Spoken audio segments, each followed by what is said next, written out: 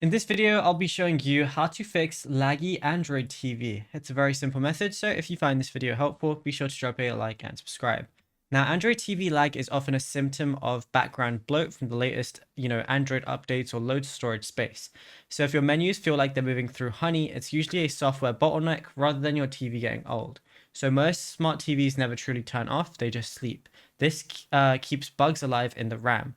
So what you want to do is unplug the TV from the wall outlet, wait a full 60 seconds, and then plug it back in.